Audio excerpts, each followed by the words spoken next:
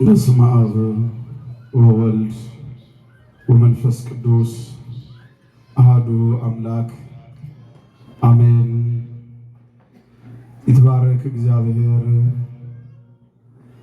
ዘወሀበነ ሕይወተ በወልዱ ተቀዳሚ ተከታይ በሌለው በውድ ልጁ የዘላለምን ሕይወት የሰጠን አምላካችን ቅዱስ እግዚአብሔር ስሙ ለዘላለም የተመሰገነ ይሁን። እዚህ ቅዱስ አደባባይ በእግዚአብሔር ፊት የተሰበሰባችሁ አባቶቼና እናቶቼ፣ ወንድሞቼና እህቶቼ፣ ሕፃናት ሁላችሁ እጅግ ባፈቀረን በአምላካችን በእግዚአብሔር ስም እንደምን አደራችሁ? እንደምን ቆያችሁ? እንደምን አረፈዳችሁ? በቸርነቱ የወደደን በምሕረቱ ይቅር ያለን በዘላለማዊ ፍቅሩ የሰበሰበን የሞትን ስልጣን ከሕይወታችን ያጠፋ ሥጋችንን ለብሶ የተገለጠ እኛንም በዘላለማዊ ክብር የሚያኖረን አምላካችን እግዚአብሔር ስሙ ለዘላለም የተመሰገነ ይሁን። የእመቤታችን የቅድስት ድንግል ማርያም አማላጅነት በሁላችን ላይ ይደርብን። እንግዲህ እግዚአብሔር እንደረዳን ደግሞ እግዚአብሔር ያስተምረናል። እንኳን አደረሳችሁ።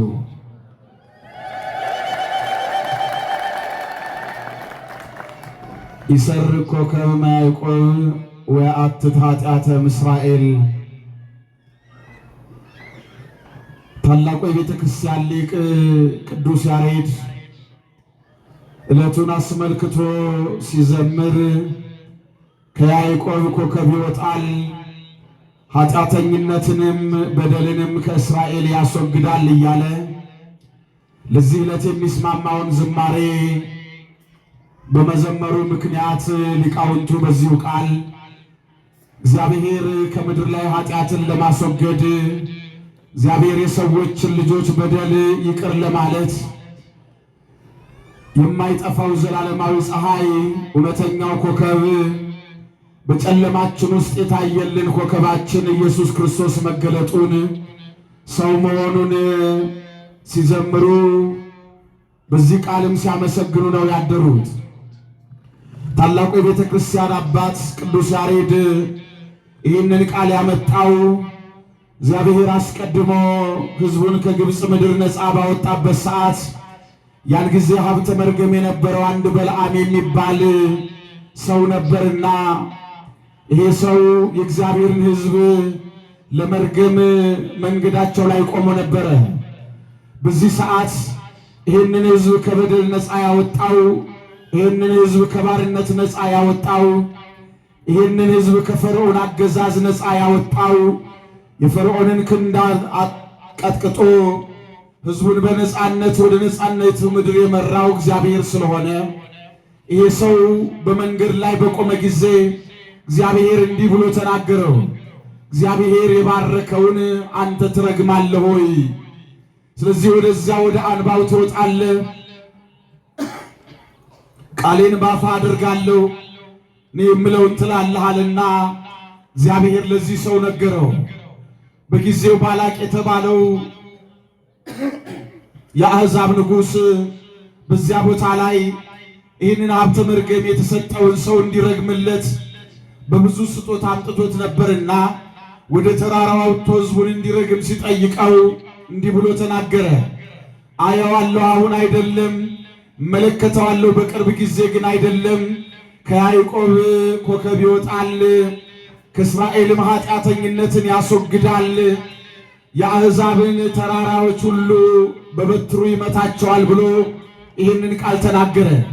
ያን ጊዜ ባላቅ እጅግ አድርጎ አዘነ። ይልቁንም እርገምልኝ ስልህ አንተ ትባርካቸዋለህ ሆይ አለው። እግዚአብሔር የባረከውን እኔ ልረግመው አልችልም። እግዚአብሔር የራሱ ያደረገውን እኔ ልጥለው አልችልም። ስለዚህ እግዚአብሔር ተናግሯል ብሎ በለዓም ተናገረ። በዚያ ሰዓት ይህ ሀብተ መርገም የተሰጠው ሰው የተናገረው አሁን ስላለንበት ዘመን ነበረ። እሱ ሲናገር አየዋለሁ፣ አሁን አይደለም አለ። እመለከተዋለሁ፣ በቅርብ ጊዜ ግን አይደለም። ከያዕቆብ ኮከብ ይወጣል አለ። ከያዕቆብ አብራክ የወጣው ኮከባችን የኛን የጨለማ ኑሯችንን ያጠፋልን በድቅድቁ ጨለማ ውስጥ የተገለጠልን ከዘላለማዊ ጨለማ ነፃ ያወጣን የሁላችን ጌታ የሁላችን አምላክ ኢየሱስ ክርስቶስ ነው። ስሙ ለዘላለም የተመሰገነ ይሁን። ይሄንን የልደት በዓል ስናከብር ዝም ብሎ የመጣ አይደለም። እግዚአብሔር አስቀድሞ በነቢያት በአርዕስተ አበው በካህናት ያስነገረው እግዚአብሔር አስቀድሞ በራሱ ቃል ኪዳን የገባው ነው። የሰማይና የምድር ጌታ ወደዚህ ዓለም የመጣው በሥጋ ማርያምም የተገለጠበት ዋነኛው ምክንያት እኛ በዘላለማዊ ኃጢአት በድቅድቅ ጨለማ ውስጥ በተያዝንበት ጊዜ የእኛን ኃጢአት ለመሻር እኛን ከወደቅንበት ለማንሳት ለእኛ ዘላለማዊ ሕይወትን ለመስጠት አምላካችን ቅዱስ እግዚአብሔር ከሦስቱ አካል አንዱ አካል አካላዊ ቃል ቅድመ ዓለም ከአብ ያለ እናት የተወለደው በኋላ ዘመን እኛን ያድነን ዘንድ ከእመቤታችን ከቅድስት ድንግል ማርያም ከሥጋዋ ሥጋ ከነፍሷ ነፍስ ነስቶ ሰው ሆኖ ተወለደ። በዚህ ዓለም ላይ ሰው በወደቀበት ጊዜ ሰውን ማንሳት የሚችል አንዳች ክንድ እንኳን አልነበረም። ሰው በኃጢአት ውስጥ፣ ሰው በበደል ውስጥ፣ ሰው በርግማን ውስጥ፣ ሰው በእግዚአብሔር ቁጣ ውስጥ ነበርና ይህንን በእግዚአብሔር ቁጣ ውስጥ የነበረውን ሰው የሚመልሰው በመርገም ውስጥ የነበረውን ሰው ወደ በረከት የሚያመጣው በኃጢአት የነበረውን ሰው ወደ ጽድቅ የሚመልሰው ከሰዎች መካከል በዚህ ዓለም ላይ መልካም ሥራ ከሰሩት ታሪካቸው ከተጻፈላቸው በታላቁ መጽሐፍ ላይ ሳይቀር ደግነታቸው፣ መልካምነታቸው፣ እግዚአብሔርን አክባሪነታቸው ከተገለጸላቸው ሰዎች መካከል አንዱ እንኳን እኛን ከወደቅንበት ማንሳት፣ ከተበተንበት መሰብሰብ፣ ካዘንበት የሐዘን ወንበር ላይ እኛን መስነሳት የቻለ ማንም የለም። እግዚአብሔር ግን በምሕረቱ ባለጸጋ ስለሆነ ተቀዳሚ ተከታይ በሌለው በውድ ልጁ እኛን ከተበተንበት ይሰበስበን ዘንድ፣ እኛን ከወደቅንበት ያነሳን ዘንድ፣ እኛን ከኃጢአት ይመልሰን ዘንድ፣ እኛን በጽድቅ አደባባይ ላይ ያቆመን ዘንድ አምላካችን ሰው ሆኖ ከእመቤታችን ከቅድስት ድንግል ማርያም ከሥጋዋ ሥጋ ከነፍሷ ነፍስ ነስቶ ተገለጠ። ለዚህ ነው በጨለማ የሄደውን ሕዝብ ወደ ዘላለማዊ ብርሃን የሚመልሰው እውነተኛው ብርሃን ተገልጧልና ያንን ቃል አንስቶ ሊቁ ሲናገር ከያዕቆብ ኮከብ ይወጣል ከእስራኤልም ኃጢአትን ያስወግዳል ብሎ እሱን አሕዛብን የሞዓብን ተራሮች ሁሉ በበትሩ ይመታቸዋል ብሎ የተናገረው ከዚህ የተነሳ ነው። ጨለማችንን ያራቀልን በዘላለማዊ ሕይወት እንኖር ዘንድ ሁላችንን የመለሰ ጌታ ከሰማይ ወደ ምድር መጣ። ይሄ ቃል ዝም ብሎ የተሰጠ አይደለም። የክርስቶስ ሰው መሆን፣ የእርሱ በግርግም ውስጥ መወለድ፣ የእርሱ ከሰማይ መውረድ ዝም ብሎ የመጣ አይደለም። አስቀድሞ በቅዱሳን ነቢያት የተነገረ ነው። ለዚህ ነው ክብር ይግባውና አምላካችን ኢየሱስ ክርስቶስ ከእመቤታችን ከመወለዱ አስቀድሞ ቅዱሳን ነቢያት ስለሱ ተናግረዋል። ነቢዩ ኢሳይያስ ናሁ ድንግል ትጸንስ ወትወልድ ወልደ ወትሰምዮ ስሞ አማኑኤል፣ እነሆ ድንግል በድንግልና ትጸንሳለች ወንድ ልጅም ትወልዳለች ስሙን አማኑኤል ብላ ትጠራዋለች ብሎ በዚህ በትንቢተ ኢሳይያስ ምዕራፍ 7 ቁጥር 14 ላይ ተናግሮ ነበረ። እንዲሁ ስለሆነ እግዚአብሔር ሰው ይሆን ዘንድ ፈቃዱ ሆነ። ከአንስተ ዓለም ድንግል ማርያምን መረጠ። ከሥጋዋ ሥጋ ከነፍሷ ነፍስ ነስቶ ሰው ሆኖ ተገለጠ። ስሙን አማኑኤል ትለዋለች ተብሎ እንደተጻፈ በሰውና በእግዚአብሔር መካከል ያለውን የጸብ ግድግዳ ያፈርሰው ዘንድ የሁላችን አምላክ ተገለጠ። ስለዚህ እኛ ከእግዚአብሔር ጋር መወዳጀትን፣ ወደ እግዚአብሔር መቅረብን፣ እግዚአብሔርና ሰው አንድ መሆንን አደረገ። አስቀድሞ አዳም ኮነ ከመአዱ ምኔነ ብሎ እግዚአብሔር በጥንተ ተፈጥሮ ተናግሮ ነበርና ያ የወደቀው በኃጢአት ውስጥ የነበረው በጨለማ የነበረው አዳም ከተሰጠው ከዚያ ጸጋ ያገኝ ዘንድ የሰው ልጆች የእግዚአብሔር ልጆች ተብለው ይጠሩ ዘንድ የእግዚአብሔር ልጅ አካላዊ ቃል ከእመቤታችን ከቅድስት ድንግል ማርያም ተወልዶ የአዳም ልጅ የዳዊት ልጅ የአብርሃም ልጅ የያዕቆብ ልጅ ተብሎ የሰው ልጅ ተብሎ ተጠራ። ስሙ የተመሰገነ ይሁን። ለዚህ ነው ታላቁ የቤተ ክርስቲያን አባት ቅዱስ አትናቴዎስ ሲናገር እኛ የእግዚአብሔር ልጆች እንሆን ዘንድ የእግዚአብሔር ልጅ የሰው ልጅ ሆነ ያለው ከዚህ የተነሳ ነው። ስለዚህ ክርስቶስ ሰው በመሆኑ ምክንያት ምን ሆነ? አዳም ከኛ እንዳንዱ ሆነ ተብሎ በሥላሴ ዘንድ የተነገረው ቃል አካላዊ ቃል ሥጋችንን ሲለብስ ከመቤታችን ሲወለድ እኛ ያንን የአምላክነት ጸጋ ከሱ የተነሳ አገኘ ነው። በባርነት እንኖር የነበርነው እኛ ወደ እግዚአብሔር ተጠጋን፣ ከእግዚአብሔር ጋር ኅብረትን አገኘን። በሱ ምክንያት እኛ የእግዚአብሔር ልጆች ተብለን ተጠራን ማለት ነው። እሱ ጨለማችንን ያስወገደው እውነተኛው ብርሃን ነው። በድቅድቅ ጨለማ ውስጥ ነበር የምንኖረው። ይህንን ብርሃን የሚያሳየን ማንም አልነበረም። ስለዚህ የተወደደው ብርሃን ተገለጠ። ለዚህ ነው በዚህ በትንቢተ ኢሳይያስ ምዕራፍ 9 ቁጥር 2 ላይ ወሕዝብኒ ዘይነብሩ ውስተ ጽልመት ወጽላሎተ ሞት ብርሃነ አቢይ ሰረቀ ላዕሌሆሙ፣ በጨለማ የሄደ ሕዝብ ብርሃን አየ፣ በሞት ጥላ አገርም ለኖሩ ሰዎች ብርሃን ወጣላቸው ተብሎ ተነግሮ ነበርና ጨለማችንን ያራቀው የተወደደው ብርሃን ከቅድስት ድንግል ማርያም በቤተልሔም ተወለደ። ስለዚህ የክርስቶስ ሰው መሆን የአምላካችን መገለጥ ዝም ብሎ የመጣ ሳይሆን አስቀድሞ በነቢያት የተነገረ፣ ነቢያት ሱባኤ የቆጠሩለት፣ ጸሎት የጸለዩለት፣ በእግዚአብሔር ፊት ምልጃን ያቀረቡት የሱ መገለጥ ለኛ የዘላለም ሕይወት ነውና ብዙዎች ተክተው የፈለጉት ነው ማለት ነው። ስለዚህ እግዚአብሔር ሰው ይሆን ዘንድ ተወለደ። እንኳን ይሄ ሳይሆን የሚወለድበት ቦታ እንኳ ሳይቀር እግዚአብሔር በነቢያት ትንቢት አናግሯል። ለዚህ ነው ወአንቲኒ ቤተልሔም ኢትታቲ ነገሥተ ይሁዳ፣ አንቺ ቤተልሔም ከይሁዳ ገዢዎች ከቶ አታንሽም፣ ሕዝቤን እስራኤልን የሚጠብቃቸው መስፍን ካንቺ ይወጣል ተብሎ በነቢይ ተነግሮ ነበረ። ስለዚህ እግዚአብሔር የቀጠሮው ቀን ሲደርስ ሰውን ከሞት ወደ ሕይወት ከኃጢአት ወደ ጽድቅ የሚመልስበት ለአባቶቻችን የቀጠረው ቀን ሲደርስ እግዚአብሔር ሰዓቱን ሳያሳልፍ ከእመቤታችን ከቅድስት ድንግል ማርያም ከሥጋዋ ሥጋ ከነፍሷ ነፍስ ነስቶ ሰው ሆኖ ተወለደ። ስሙ ለዘላለም የተመሰገነ ይሁን። ለዚህ ነው ሊቃውንቱ ይሰርኮ ከመ ያዕቆብ ወያትት ኃጢአተ ምስራኤል ወአነሂ በኵረ ርእስየ ልዑሉቱም ነገሥተ ምድር፣ ከያዕቆብ ኮከብ ይወጣል ከእስራኤልም ኃጢአተኝነትን ያስወግዳል እኔም በኵር ያደርገዋለሁ ብሎ ነቢዩ የተናገረውን ቃል ሲዘምሩ ያደሩት ከዚህ የተነሳ ነው። እርሱ በኵሩ ወደ ዓለም ሲገባ ከኛ የኃጢአት ማሰሪያ ተበጠሰ፣ በእኛ ላይ የነበረ የጨለማ አበጋዝ ሁሉ ከላያችን ላይ ተወገደልን። ስለዚህ የኔና የእናንተ አምላክ ከሰማይ ወደ ምድር መጣ። እሱ ከሰማይ ወደ ምድር ሲወርድ እኛ ምድራውያን ወደ ሰማይ ወጣን ማለት ነው።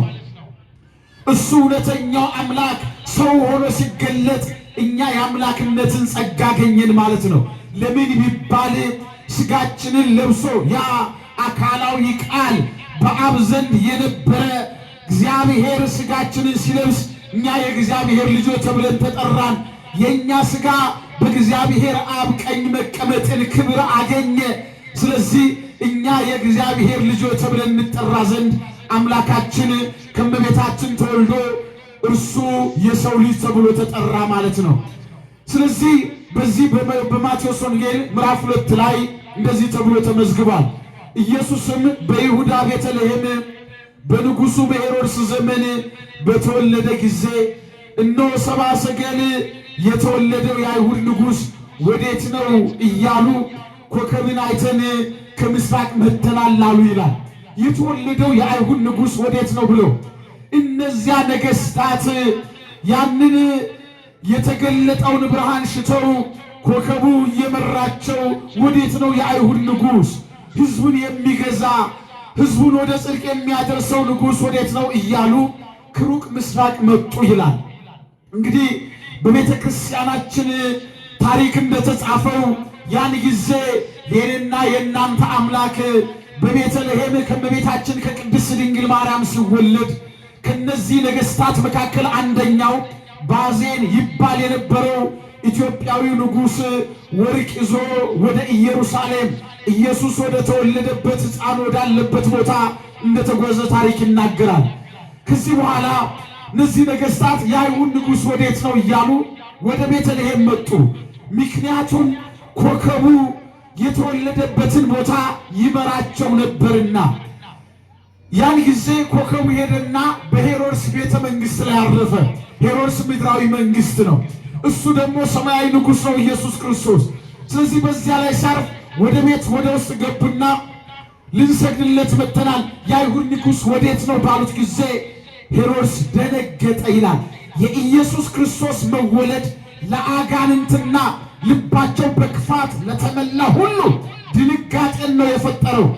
ለሚያምኑት ግን የዘላለም ሕይወት ለሚሹት ግን ለቅዱሳን ግን ደስታቸው የልባቸው ደስታ ሁል ጊዜ በልባቸው የሚያመሰግኑት የተወደደ ጌታ ነው እሱ። ስለዚህ ሄሮድስ ጻፎችን ሰበሰበና ረበናቱን ሰበሰበና ይህ እንዴት ነው ብሎ ሲጠይቃቸው ቅድም በነቢዩ የተነገረውን ቃል አንቺ ቤተልሔም የይሁዳ ምድር ከይሁዳ ገዢዎች ከቶ አታንሽም፣ ሕዝቤን እስራኤልን የሚጠብቅ መስፍን ከአንቺ ይወጣል ተብሎ ተጽፏልና በይሁዳ ቤተልሔም ነው አሉና ቦታውን ነገሩት። ምክንያቱም በመጽሐፋቸው ላይ አስቀድሞ ነቢዩ ተናግሮ ነበርና ያንን የትንቢት ቃል ነገሩት ነው ቃሉ የሚለው። ምክንያቱም ቅድም እንዳለው የኔና የእናንተ አምላክ እንደ ደራሿ ድንገት የመጣ አይደለም። አስቀድሞ በነቢያት ትንቢት የተነገረለት የሚሆነው ሁሉ ስለመወለዱ፣ ስለመገለጡ፣ ስለመሞቱ፣ ስለመሰቀሉ፣ ከሞት ስለመነሳቱ፣ ዳግመኛ ወደ ሰማይ ስለማረጉ፣ ስለመምጣቱ አስቀድሞ በነቢያት የተነገረለት አስቀድሞ ትንቢት ያናገረ ተናግሮ የመጣ አምላክ ነው እግዚአብሔር። ስለዚህ በይሁዳ ቤተልሔም ነው አሉ። ከዚህ የተነሳ ሄሮድስ ሰብአ ሰገልን ጠራቸውና እኔ ደግሞ ሄጄ እንድሰግድለት እናንተ አስቀድማችሁ ስገዱና ኑ፣ ያን ጊዜ ትነግሩኛላችሁ፣ እኔም ሄጄ ሰግድለታለሁ አላቸው። እነሱም ኢየሱስ ወደ ተወለደበት በረት ውስጥ ሄዱና ወርቅ፣ ዕጣን፣ ከርቤ ለንጉሡ ለተወለደው ንጉሥ ሕዝቡን ከኃጢአት ነፃ ለሚያወጣው ለእውነተኛው አምላክ ለእግዚአብሔር ስጦታቸውን አቀረቡ። በፊቱም ሰገዱለት፣ ስጦታቸውንም አቀረቡ። መልአኩም በመጣችሁበት መንገድ እንዳትመለሱ ስላላቸው በሌላ መንገድ ሄዱ ይላል ቃሉ። ይሄንን ነው የሚለው። ስለዚህ አሁን በሄሮድስ ላይ ያደረው ድንጋጤ ምንድን ነው? ሰይጣን አድሮበት ነበርና የሰማይና የምድር ገዢ ኢየሱስ ክርስቶስ ሲወለድ መንግሥቱን የሚቀናቀነው መሰለው። አይደለም። የእሱ መገለጥ በዚህ ዓለም ላይ በኃጢአት ወድቀው በሞት ተይዘው የነበሩትን በዘላለማዊ ዙፋን ላይ ሊያኖራቸው ንጉሣችን ኢየሱስ ክርስቶስ እኛን በመንግሥተ ሰማያት ያነግሠን ዘንድ ኢየሱስ ክርስቶስ ሰው ሆኖ ተገለጠ። ስሙ የተመሰገነ ይሁን። ሊያነሳን ከኃጢአት ነፃ ሊያወጣን ነው የመጣው። ጨለማችንን ሊያበራ የተገለጠ ብርሃን ነው እሱ። ይህንን ሄሮድስ አያውቁም። በአጋንንት ስርዓት ውስጥ ያሉ ሰዎች ይህንን አይረዱትም። ሁል ጊዜ በጨለምተኝነት ነው የሚኖሩ። ያቺ ቤተልሔም አስቀድሞ ትንቢት ተነግሮላታል። ስለዚህ የሰማይና የምድር ንጉሥ የሆነ መላእክት ሊቃነ መላእክት የሚሰግዱለት ጌታ በዚያ ተገለጠ። በዚያም ስብሐት ለእግዚአብሔር በሰማያት ወሰላም በምድር ስምረቱ ለሰው ተብሎ በዚያች በከብቶች ማደሪያ ግርግም ውስጥ በዚያ ዝማሬ ተሰማ። ይገርማችኋል። ሁል ጊዜ በሕይወት ውስጥ የሚሆነው ነገር ይሄ ነው። ዓለም ክርስቶስን አይቀበለውም። ለምን? እውነተኛ ሕይወት ስለሆነ። ዓለም ደግሞ ጨለማን እንጂ ብርሃንን ስለማይወድ ነው።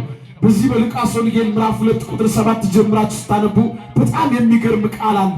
እንደዚህ ይላል፣ የእንግዳ ማረፊያ ቦታ ስላልነበራቸው በግርግም ወለደችው ይላል ቃሉ። ዓለም ክርስቶስን የተቀበለችበት ሁኔታ እንደዚህ ነው። አያችሁ፣ አንዲት እናት ልጅ የምትወልድበት ጊዜ ሲደርስ ከሰብአዊነት አኳያ እንኳን የምትወልድበት ቦታ ይሰጣታል። ድንግል ማርያም ግን የሰማይና የምድር ንጉሥ ኢየሱስ ክርስቶስን በወለደች ጊዜ ዓለም ቦታ ከልክሏት ነበረ። በከብቶች ማደሪያ ውስጥ ነው የተወለደው ኢየሱስ። ለምን? ነቢዩ በትንቢተ ኢሳይያስ ምዕራፍ 1 ላይ በሬ ጋጣውን አህያም በረቱን አወቀ፣ እስራኤል ግን አላወቀም ተብሎ ተጽፏልና። እውነተኛው እረኛ የባዘኑትን የሚፈልጋቸው፣ የጠፉትን የሚፈልግ፣ የተበተኑትን የሚሰበስባቸው የተወደደው እረኛ ሲገለጥ በጎቹ ጠባቂ የሚያስፈልጋቸው የባዘኑት ሁሉ ይህንን እውነተኛውን ጠባቂ አላወቁትም። ዛሬም እንዲሁ ነው። እንዲሁ እኮ ነው የምንኖረው። ወደዚህ ብርሃን ውስጥ ወደዚህ ወደ ተወደደው ብርሃን ለመቅረብ በጣም ብዙ ሰው ፈቃደኛ አይደለም። ዝም ብሎ የመምጣትና የመሄድ ጉዳይ ነው። ይኸውላችሁ የኢየሱስ ክርስቶስን ልደት በክርስቶስ ያመነ ሰው ሲያከብረው ራሱን ወደዚያ ዘላለማዊ ሕይወት ውስጥ በማስገባት ነው ማክበር ያለበት። ሁል ጊዜ ርቀን አይደለም። እሱ የተገለጠው እኔና እናንተን ከማይሰራ ኃጢአት ነፃ ያወጣ በዘላለማዊ መንግስቱ ሊሾመን ነው። እኛ ክርስቲያን የሆነው መንግስተ ሰማያትን ለመውረስ ነው እንጂ የዚህን ዓለም ጣጣ ለመሸከም አይደለም። ስለዚህ ልደቱን ስናከብር ምንድነው መሆን ያለብን? ክርስቶስ ደስ የሚያሰኘውን ነገር በማድረግ በምሕረት የተወለደው ኢየሱስ ክርስቶስ በልባችን ውስጥ ሊወለድ ያስፈልጋል። ልባችን የሱ ማደሪያ እውነተኛው ቤተልሔም ሊሆን ያስፈልጋል። ኢየሱስ ክርስቶስ ልባችን ይፈልጋል። ብዙ ጊዜ በዚህ ዓለም ጫጫታ፣ በዳንኪራ፣ በመጠጣት፣ በመብላት ነው የምናከብረው። ቅዱስ ጳውሎስ ሆድ ለመብል ነው፣ መብልም ለሆድ ነው፣ እግዚአብሔር ግን ሁለቱንም ያጠፋቸዋል ብሎ ተናግሯል። ሁለቱንም ያጠፋቸዋል። ስለዚህ ምንድነው ማለት? ክርስትና ማለት ኢየሱስ ክርስቶስን መስለን የምንኖርበት ሕይወት ነው። ክርስቶስን አንዳንዶች በሄሮድስ ሐሳብ ውስጥ የሚኖሩ አሉ። ንጉሥነቱን፣ ጌትነቱን፣ አምላክነቱን፣ ገዥነቱን፣ አዳኝነቱን የማይቀበሉ የዘላለም ሕይወት መሆኑን የረሱ በራሳቸው ሐሳብ የሚነዱ ምድራዊ ሐሳብ ያላቸው አሉ። አንዳንዶቹ ማረፊያ ቦታ የሚከለክሉት አሉ። እነዚህ አብዛኞቹ ናቸው። ለምን? ኢየሱስ ክርስቶስ በልባቸው እንዲነግስ አይፈልጉም። የእግዚአብሔር ልጆች ሁል ጊዜ የልደትን በዓል የጌታን በዓል ስናከብር እርሱ በእኛ ላይ ይነግስ ዘንድ እኛ ለእርሱ ዙፋን መሆን ያስፈልገናል። እርሱን በሕይወታችን ካልተቀበልነው፣ እርሱም በልባችን ካላነገስነው፣ እኛ የእርሱ ካልሆንለት የመምጣትና የመሄድ ጉዳይ ከኢየሱስ ክርስቶስ ጋር ኅብረት እንዲኖረን አያደርገንም። በምንም አይነት ሕይወት ውስጥ ብንሆን፣ በምንም ሕይወት። ምክንያቱም እሱ ከሰማይ ወደ ምድር የመጣው እኛን ሊፈልገን ነው። ስሙ የተመሰገነ ይሁን። የጠፋነውን እኛን ለመፈለግ እግዚአብሔር መጣ። ሲፈልገን አጥብቀን ነው የምንርቀው እኛ። ለዚህ እኮ ነቢዩ አብዝቼ አጥብቄ ብፈልጋቸው አብዝተው ሸሹ ይላል። ሁል ጊዜ እንደዚህ ነው። ሁል ጊዜ ከዚህ የተነሳ ይህንን በዓል ስናከብር፣ የጌታን ልደት ስናከብር እግዚአብሔር ለእኛ ያለውን የማይለወጠው ፍቅሩ፣ እግዚአብሔር ለእኛ ያለው ጥንቃቄ፣ እግዚአብሔር ከምን አይነት የጨለማ ሕይወት እንደታደገን ወደ ዘላለማዊ ሕይወት እንዴት እንደመለሰን እኛን ለመፈለግ የተጓዘበትን ጉዞ ማየት ያስፈልጋል። መላእክት ሲዘምሩ ስብሐት ለእግዚአብሔር በሰማያት አሉ። ለምን? በልዕልና በሰማይ የሚኖር ጌታ ነው። ምድር የእግሩ መረገጫ ናት። ሁል ጊዜ ያመሰግኑታል። ስብሐት ለእግዚአብሔር በሰማያት ብለው የተናገሩት ጌታ በከብቶች ግርግም ውስጥ አገኙት። ስለዚህ ምን አሉ? ወሰላም በምድር ስምረቱ ለሰብ፣ ለሰው ልጆች እርቅ ተጀመረላቸው ብለው አመሰግኑት። አያችሁ። ስለዚህ ይሄ ፍቅር፣ ይሄ ስጦታ እኛ ከተያዝንበት ማይሰራ ኃጢአት ነፃ ለማውጣት ኢየሱስ ክርስቶስ መላእክት፣ ሊቃነ መላእክት የሚሰግዱለት የባህሪ አምላክ በጨርቅ ተጠቀለለ በግርግሙ ውስጥ።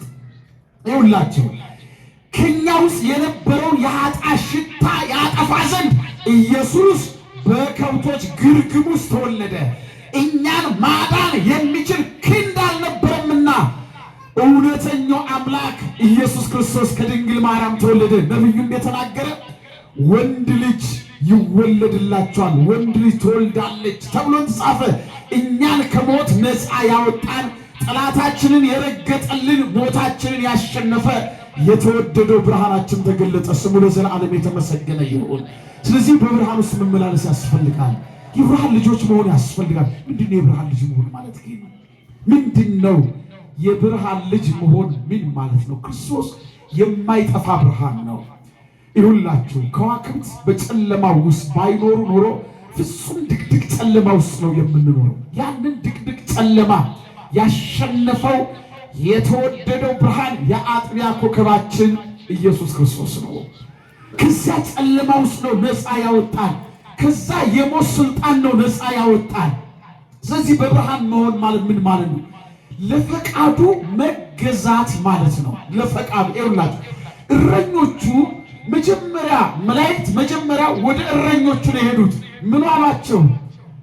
ለሕዝቡ ሁሉ የሚሆን ታላቅ ደስታ የምስራች እነግራቸዋለሁ አላቸው መልአኩ። ዛሬ በዳዊት ከተማ እርሱም መድህን የሆነ ክርስቶስ ተወልዶላችኋል። ይውላችሁ ታላቅ የምስራች አለ። ምንድነው የምስራቹ? ሞትን የሚያጠፋ ማን የተወለደው? መድኃኒት መድህን የሚሆን ክርስቶስ ተወልዶላችኋል። ሕፃን በግርግም ተኝቶ በጨርቅ ተጠቅልሎ ታገኙታላችሁ አላቸው። ከእርሱም ጋር ብዙ የሰማይ መላእክት ነበሩ ማለት። ኢየሱስ ሲወለድ ምድሪቱ በመላእክት ተሞልታ ነበር፣ በምስጋና ተሞልታ ነበር። ስለዚህ እረኞቹ ምን አሉ? እስኪ ይሄን እግዚአብሔር የገለጠልን ድንቅ ነገር እንይ ብለው ወደ ቤተልሔም ሄዱ ይላል። እዚያም ሲሄዱ ሕፃኑን ከእናቱ ጋር አገኙታል። ስሙ ለዘላለም የተመሰገነ ይሁን። ስለዚህ ሁል ጊዜ በሕይወታችን ውስጥ ወደ እሱ መቅረብ ያስፈልጋል። የእግዚአብሔር ልጆች ዘመናችን አምና ገናን አከበርን፣ ዘንድሮ ገናን፣ ለሚቀጥለውም ገናን እድሜ ከሰጠ እግዚአብሔር እናከብራለን። እንዲህ እያል መኖር አለ። ከክርስቶስ ጋር መኖር አለብን። ወደ መላእክት ህብረት ውስጥ ነው መግባት ያለብን። እረኞቹ ሄደው ወዳዩት ቦታ ነው መሰባሰብ። ወደ ቤተልሔም ኢየሱስ ወደ ተወለደበት ቦታ ወደ እሱ ነው መሰብሰብ ያለብን። የተወለደው ሊሰበስበን በዘላለማዊ መንግስት ውስጥ ሊያኖረን ነው። ስሙ ለዘላለም የተመሰገነ ይሁን። ስለዚህ የኔና የናንተ ጌታ አማኑኤል ተገልጧል። አማኑኤል ማለት ምን ማለት ነው? ምን ማለት ነው? እዚህ ጮክ ብላችሁ አማኑኤል ማለት ምን ማለት ነው? እግዚአብሔር ከኛ ጋር ሆና ማለት ነው። ይሄ አረፍተ ነገር ብቻ አይደለም፣ የሰውና የእግዚአብሔር ውህደት ነው። ይሄ አማኑኤል ማለት እግዚአብሔር ከኛ ጋር ነው የምንለው ብቻ አይደለም። የእግዚአብሔር ዓላማ እኛ ከሱ ጋር እንድንሆንለት ነው። ይሄ ዓላማ ነው። አማኑኤል እግዚአብሔር ከኛ ጋር ነው የሚለው ንግግራችን አይደለም፣ ኑሯችን ህይወታችን ነው። ከኃጢአት መራቅ፣ ወደሱ መቅረብ፣ በስጋውና በደሙ መታተም፣ ኃጢአትን መተው፣ ከበደለኝነት ነፃ መውጣት፣ እንዲህ ባለ ህይወት ስንኖር ነው የክርስቶስ ልደት በእኛ ውስጥ የሚገለጠው የእግዚአብሔር ማዳን። እግዚአብሔር ምን ያክል እንደወደደን ታውቃላችሁ?